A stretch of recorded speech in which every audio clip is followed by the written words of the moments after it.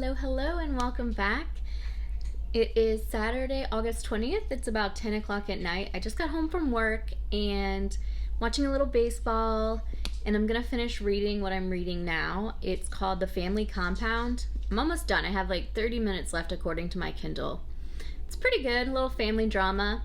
But I just wanted to show some book mail that I got today, and then I'm starting on my first book from my 5-star prediction.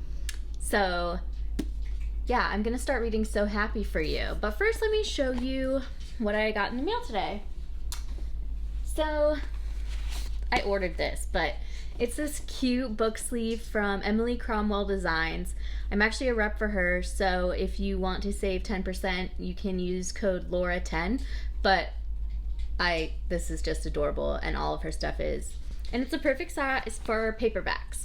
She does have other ones that are bigger, but I have plenty of book sleeves that are bigger for bigger books, hardcovers. And I don't have any that are like meant for paperbacks, so happy to have that. So from HarperCollins, I got The Sentence by Louise Erdrich.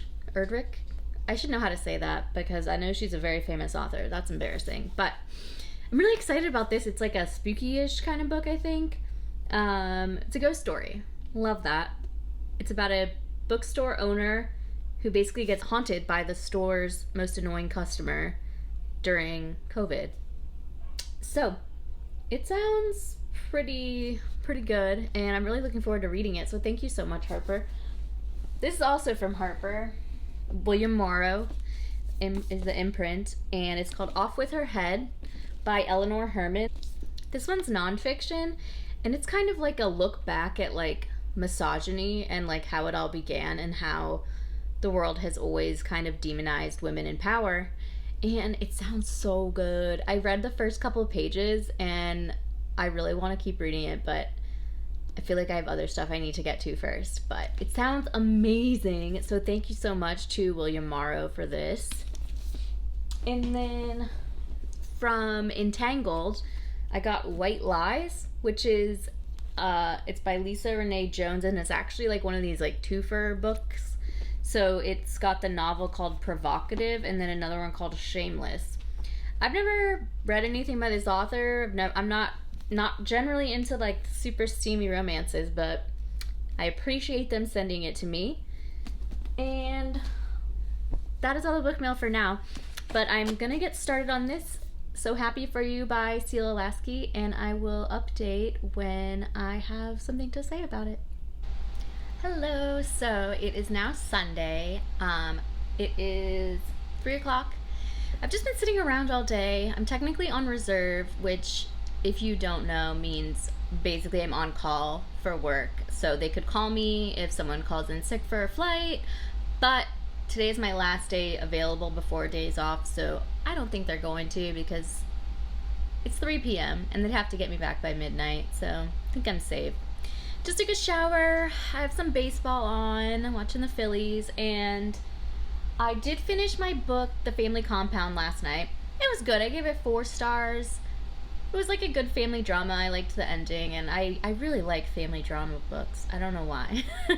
But I started So Happy for You, and I'm like about 75 pages in, and I love it. It is so good so far. So far, it's really focused on the childhood of the main character, Robin, and her best friend, Ellie, but also her sister, whose name I forget at the moment. But she like was not accepting of her coming out, and her sister were very, very close as children, but again, she came out to her sister right before her sister went to college, and she like did not take it well, and they never really were able to like form a bond again. And then right after she came out to her sister, she met Ellie, who's the bride. And so right now I'm kind of getting a lot of backstory of those two as friends, and I don't know, it's really good so far. It's only 300 pages, so I'm actually going to try to finish it today. My husband, Christopher, is hiking in New York, so he won't be back until I think late tonight, so I'm just going to try to like buckle down and finish it. I'm also recently, but as in like a couple days ago, became obsessed with Love Island USA on Peacock, and I've basically been binge watching it. I feel like I haven't done as much reading because I can't stop watching it. And it's like it airs every single day, except Mondays, I think. So there's so many episodes and I just can't stop watching it. It's so good. If you have Peacock, I highly recommend. I mean, it's kind of trashy, but I don't even feel like it's that like trash. Like the people on it are like funny and like nice to each other. It's not like catty drama. Like all the girls are so supportive. It's really good. I highly recommend. But yeah, so that's where I'm gonna spend the rest of my day, on the couch, reading, and probably just keep baseball on in the background, and probably at some point take a break for some Love Island. But that's my day. I will check in when I have more to say.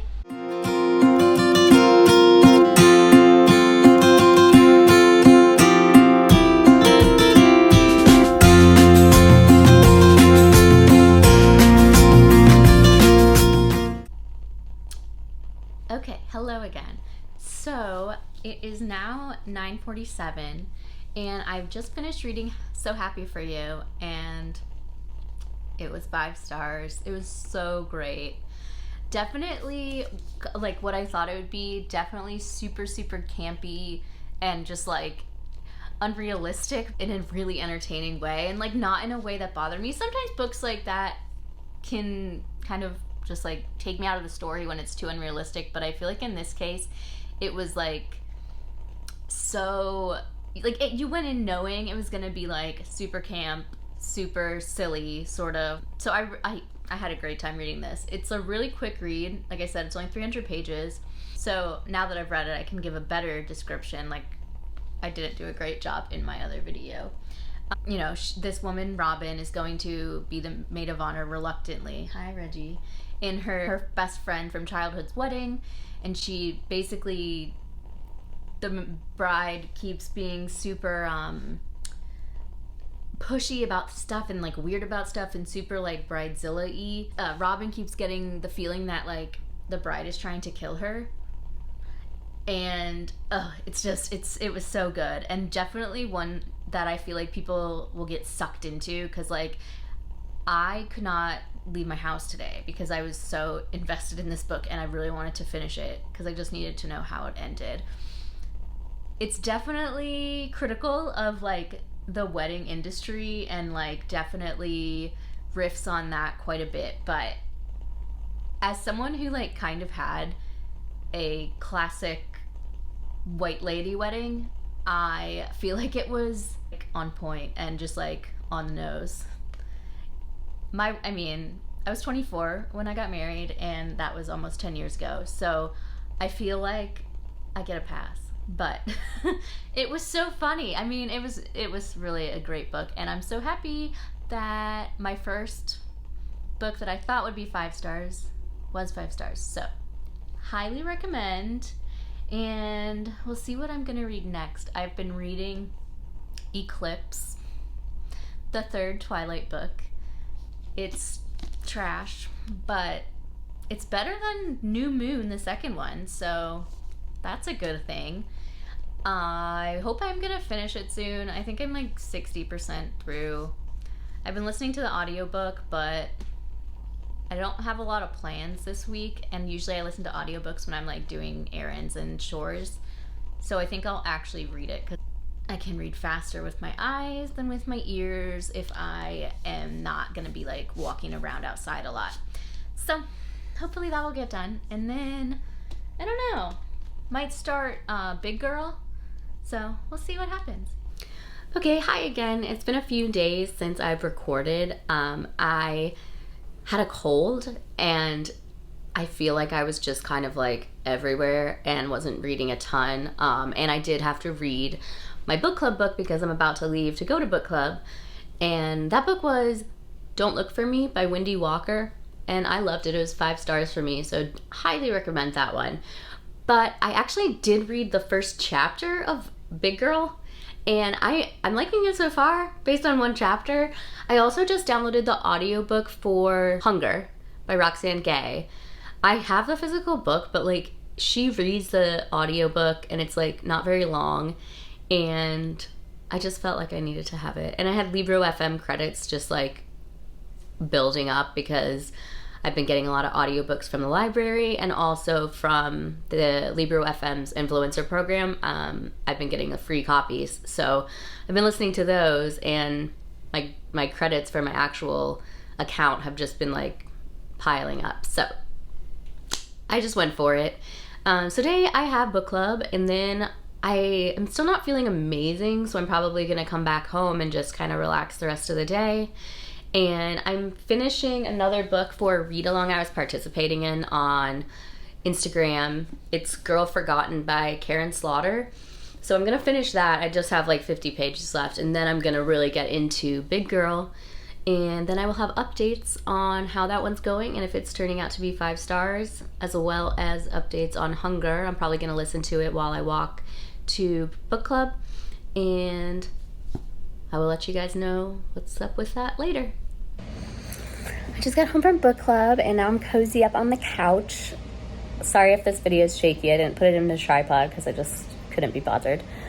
But I'm going to sit and read the rest of Girl Forgotten, and then I'm going to get started on Big Girl. I did listen to some of Hunger on my way to and from book club, and I'm really liking it. It's pretty sad, pretty deep and heavy, but it's really good.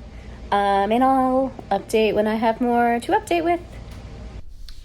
Hello again. So today is Tuesday the 30th, and I have been getting through these books, but it's been slower than I thought because I've had to like also add in books that I've either committed to reviewing on a certain date or book club. So it's going a little slower than I would have liked it to, but I did finish Hunger by Roxane Gay today. I ended up listening to the audiobook for the entire thing, and it was so good. Like, such a just moving story. So it really gets into how she was gang raped when she was 12, and that has really shaped her whole life. And I really liked how raw it was. She did not like sugarcoat anything. This is not like a light, heartwarming story of triumph. It was really like about how even today, which is like, I think she's like in her 40s, maybe 50s, like she's still dealing with the aftermath of that trauma, and how she's dealt with her weight as a result, and how that has been like a defense mechanism for her. And it was just a really powerful, moving memoir, and I definitely would recommend it. Next, I am about halfway through Big Girl. I always take the what are they called? Covers off when I am reading, because like you can literally see like oils just from like my hands and stuff get on the covers. But this is really good so far. The writing is a little bit hard to digest just because there's not much in the way of dialogue. It's really mainly just like text, like explaining about things. If you can like sort of see, it's just like kind of big blocks of text, which I don't dislike, but it is kind of, I feel like, keeping the main character at arm's length, and maybe that's by design.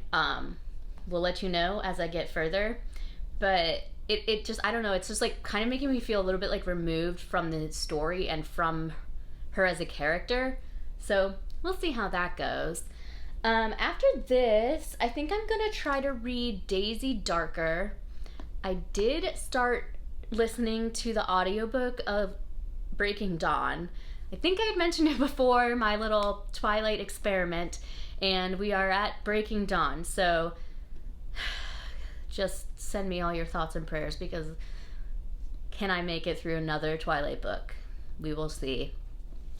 I'm starting a trip tomorrow, just a 2-day trip overnight in Austin, and I do have a long layover, about like 19 hours in Austin, so I'm hoping to just like take it easy. I think I will just go to the pool and like just read all day, so I'm really looking forward to a nice easy day back at work. I've been off for about 10 days, so it's always hard to go back to work when I've been off for a while, but what a hard life I have, I know. 10 days off, wow. But yeah, so it should be a good trip. Little quick and easy 2-day, and I will update you when I am finished with Big Girl. Okay, so I'm back from my trip. I meant to like update and do some little check-ins while I was gone, but I just didn't. I didn't actually end up reading Big Girl that much. I did a little bit when I was in Austin, and myself and my buddy Bitter, which means we just work all the same trips, but she's one of my best friends. We ended up just going to the pool in Austin at our hotel. It was so nice. It was like a cabana situation, so that was cool because it was like shady, but because I don't do sun, but we got to enjoy the outside, so that was cool. We had a glass of Prosecco and just really enjoyed the nice day. So I did finish this last night though when I got home. I'm very conflicted about my thoughts on it because I liked it, but there were some big things that I feel weird about. I am definitely going to spoil this book when I talk about it. So if it's like really important to you that you don't know what happens at the end, I would just skip ahead for a little bit. I will put like a spoiler thing up here that I've seen other people do, so you know when to come back in. But basically, the whole book is about this girl, Malaya, who is just always been fat. That's just how she has always been. That's her build, that's her body type. Her mom was fat, her grandma was fat, and how much it affected her life. And I mean, same with her mom, but like she ended up, 400 plus pounds, and just like food was such a comfort to her, and it was kind of like cyclical in that she would eat because she was so depressed because everyone was telling her that how much her weight mattered and like how that was such a big deal for her, and just the way she was living wasn't right, and just felt for her so much. But the ending really got to me. I mean, she kind of found her voice, but also she ended up losing weight at the end of the book, which, it wasn't like by crash dieting or anything, but it was basically like she found this like confidence and started like losing weight, and it was after she went to therapy. So like I love that. I love therapy, very big advocate for therapy and medication if you need it, for mental health issues. But I don't know, it rubbed me the wrong way because this whole book is very much like making you feel that like, yeah, weight doesn't matter. It's not part of who you are as a person. It's just a fact, like fat should not be an insult. It should be the same as saying like you're blonde, you are white. Like, it shouldn't be an insult. It's just a fact, and it doesn't have anything to do with whether you are a good person or whether you're lazy or anything, because it just doesn't matter. Like, food doesn't have morals, and weight doesn't have to do with morals either. I could go on. This is something I feel passionately about.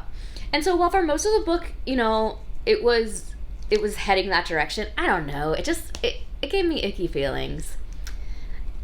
I did, however, love the kind of commentary on Harlem in the 90s and just like really like black culture, hip hop, just the way the neighborhoods are in Harlem.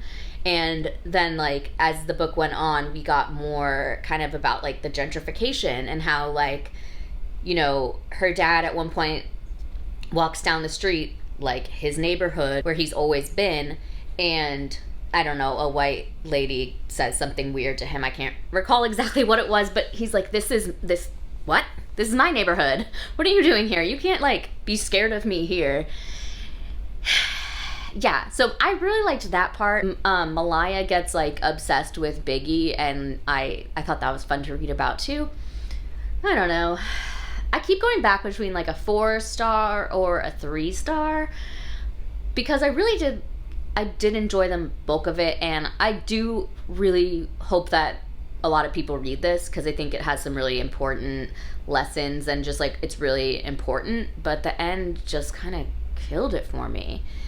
I think I mentioned earlier too that like there's so much text. Like, there is not a ton of dialogue.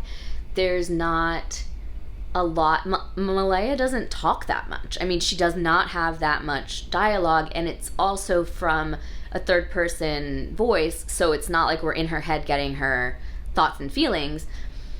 So I just still felt a little removed from her, and I was really hoping that as the story went on, we would just get a little bit more of what she was thinking and feeling, and that she would like vocally stand up for herself. Like, some of her actions and like a little bit of her words towards the end were her kind of like finding her voice, but it just didn't feel like enough for me. I'm still bouncing between a 3 and a 4, but unfortunately this was not a 5-star read for me. But like I said, I still want you to read it because I just think it's a really important book. So I had every intention of trying to read all 5 of the books that I had put in my 5-star prediction video in this vlog, but I just can't do it because I have other stuff I want to read before I read Daisy Darker and The Last Housewife. So we're just gonna stop it here with our 3 books: Hunger, Big Girl, and what else did I read? So Happy for You. So we had two 5 stars and 1 3.5. So I mean, we did pretty well, I think. So thank you so much for watching, and let me know if you liked this video, if you liked this style of like predicting what I'll like and what I won't. And yeah, we'll see you next time. Thanks again for watching.